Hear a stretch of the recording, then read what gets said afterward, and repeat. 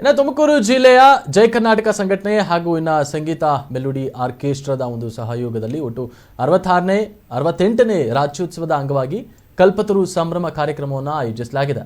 ತುಮಕೂರಿನ ಡಾಕ್ಟರ್ ಗುಬ್ಬಿ ವೀರಣ್ಣ ಕಲಾಕ್ಷೇತ್ರದಲ್ಲಿ ಕಾರ್ಯಕ್ರಮವನ್ನು ಆಯೋಜಿಸಲಾಗಿತ್ತು. ಇನ್ನು ಅದೇ ರೀತಿಯಾಗಿ ಕಾರ್ಯಕ್ರಮದ ಉದ್ಘಾಟನೆಯಲ್ಲಿ ತುಮಕೂರು ನಗರ ಶಾಸಕ ಜಿಬಿ ಜ್ಯೋತಿ ಗಣೇಶ್, ಕಾಂಗ್ರೆಸ್ ವಕ್ತಾರ ನಿಕೇತ್ ರಾಜ್ ಮೌರ್ಯ, ತುಮಕೂರು ಗ್ರಾಮಾಂತರ ಮಾಜಿ ಶಾಸಕ ಡಿಸಿ ಗೌರಿಶಂಕರ್ ಸಹ ಭಾಗಿಯಾಗಿರ್ತಾರೆ.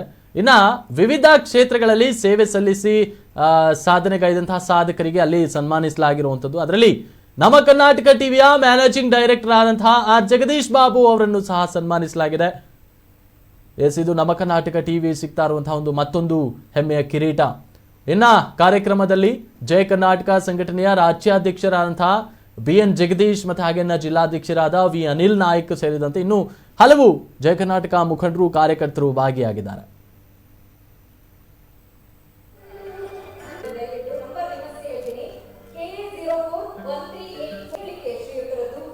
ವರ್ಷಾದ್ಯಂತ ಜನಪರವಾದಂತಹ ಕಾರ್ಯಕ್ರಮಗಳು, ಸಾಮಾಜಿಕ ಕಳಕಳಿಯಾದಂತಹ ಕಾರ್ಯಕ್ರಮಗಳನ್ನ ಮಾಡ್ಕೊಂಡು ಬಂದಿದ್ದಾರೆ. ಇವತ್ತಿಂದ ಅಲ್ಲ, ಹಲವಾರು ವರ್ಷಗಳಿಂದ ಅವರು ಮಾಡ್ಕೊಂಡು ಬಂದಿದ್ದಾರೆ.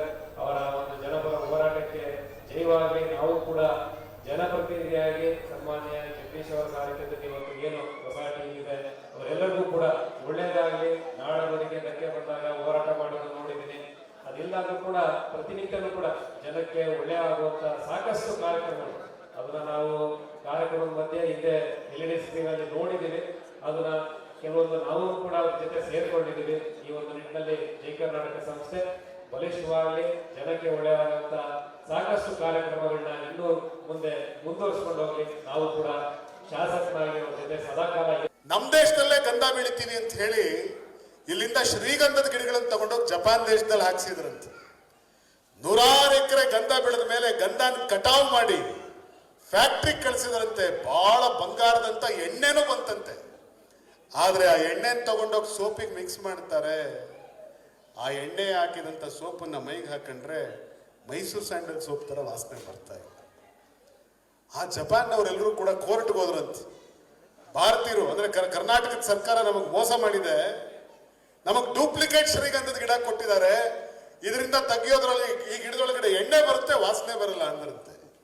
ಆಗ ಅದನ್ನು ಸಂಶೋಧನೆ ಮಾಡಿದಂತ ವಿಜ್ಞಾನಿಗಳು ಕಡೆಗೆ ಕೋರ್ಟ್ ಅದನ್ನ ಲ್ಯಾಬಿಗೆ ಕಳಿಸಿದಾಗ ಅದನ್ನ ಚೆಕ್ ಮಾಡಿದಂತ ಲ್ಯಾಬ್ನಲ್ಲಿ ಕೆಲಸ ಮಾಡ್ತಿದ್ದಂತ ವಿಜ್ಞಾನಿಗಳು ಒಂದು ಮಾತು ಬರೆದ್ರಂತೆ. ಏನು ಅಂದ್ರೆ, ನೀವು ಜಗತ್ತಿನ ಯಾವುದೇ ದೇಶದ ಮಣ್ಣಲ್ಲಿ ಶ್ರೀಗಂಧದ ಗಿಡವನ್ನ ನೆಟ್ಟರು ಅದು ಬೆಳೆದು ಹೆಮ್ಮರವಾಗುತ್ತೆ. ಅದನ್ನ ಕಡಿದು ಫ್ಯಾಕ್ಟ್ರಿ ಕೊಟ್ರೆ ಎಣ್ಣೆ ಬರುತ್ತೆ. ಆದ್ರೆ ಆ ಗಂಧದ ಎಣ್ಣೆಗೆ ಸುಗಂಧದ ವಾಸನೆ ಬರಬೇಕು ಅಂದ್ರೆ ಅದು ಕನ್ನಡದ ಮಣ್ಣಲ್ಲಿ ಬೆಳೆದ್ರೆ ಮಾತ್ರ ಸಾಧ್ಯ, ಬೇರೆ ಎಲ್ಲೂ ಕೂಡ ಅದು ಸಾಧ್ಯ ಇಲ್ಲ. ಇಡೀ ಭಾರತ ದೇಶದಲ್ಲಿ ಎಲ್ಲೂ ಕೂಡ ಶ್ರೀಗಂಧದ ಬಗ್ಗೆ ಜಾಸ್ತಿ ಮಾತಾಡಲ್ಲ. ಶ್ರೀಗಂಧ ಅಂದ್ರೆ ಕರ್ನಾಟಕ ಮಾತ್ರ ಯಾಕೆ ಮಾತಾಡ್ತಾರೆ ಅಂದ್ರೆ, ಈ ಮಣ್ಣಿಗಂತ ಒಂದು ವಿಶೇಷ ಗುಣ ಇದೆ. ಈ ಮಣ್ಣಲ್ಲಿ ಬೆಳೆದಿದ್ದು ಚಿನ್ನ ಆಗುತ್ತೆ ಅನ್ನುವಂತ ಭಾವನೆ ಇಡೀ ಆದ್ರೂ ಕೂಡ ಎಲ್ಲರೂ ಮೀರಿ ಇವತ್ತು ಜಯ ಕರ್ನಾಟಕ ಬರೀ ಕರ್ನಾಟಕ ಅಲ್ಲ, ಮಹಾರಾಷ್ಟ್ರ, ತಮಿಳುನಾಡು, ಆಂಧ್ರ, ಈ ಎಲ್ಲೇ ಕಡೆಗೂ ಕೂಡ ಜಯ ಕರ್ನಾಟಕ ಸಂಘ ಯಾವುದು ಅಂದ್ರೆ ಅದು ಮುತ್ತಪ್ಪಯ್ಯನವರ ಸಂಘ ಅಂತ ಮಾಹಿತಿ ಇಡೀ ಸೌತ್ ಇಂಡಿಯಾದಿದೆ. ಹಾಗಾಗಿ ಇವತ್ತಿನ ಕಲ್ಪತರು ಸಂಭ್ರಮ ಅಂತಕ್ಕಂಥ ಕಾರ್ಯಕ್ರಮವನ್ನ ನನ್ನ ಆತ್ಮೀಯ ಸ್ನೇಹಿತರು, ನನ್ನ ಪ್ರೀತಿಯ ತಮ್ಮ ಅನಿಲ್ ರವರ ಒಂದು ಸಾರಥಿ ಕಾರ್ಯಕ್ರಮ ಏನ್ ಮಾಡ್ತಾ ಇರ್ತಕ್ಕಂಥ ಇದೆಯೋ ಆ ನಿಟ್ಟಿನಲ್ಲಿ ಈ ಕಾರ್ಯಕ್ರಮದ ಅಧ್ಯಕ್ಷತೆಯನ್ನ ನನ್ನ ಆತ್ಮೀಯ ಸ್ನೇಹಿತರು, ನನ್ನ ಸಹೋದರ ಸಮಾನವಾದಂತಹ BN ಜಗನ್ ಅವರು ವಹಿಸಿರ್ತಕ್ಕಂಥದ್ದು. ನಾವು ಬಹಳ ಅಂಟಂದಿರ್ತಕ್ಕಂಥದ್ದು, ಹೊಸಬ್ರಲ್ಲ. ನಾನು ಜಗನ್ ಸುಮಾರು 20 ವರ್ಷ ಸ್ನೇಹಿತರು, ಶ್ರಮ ಇರುತ್ತೆ.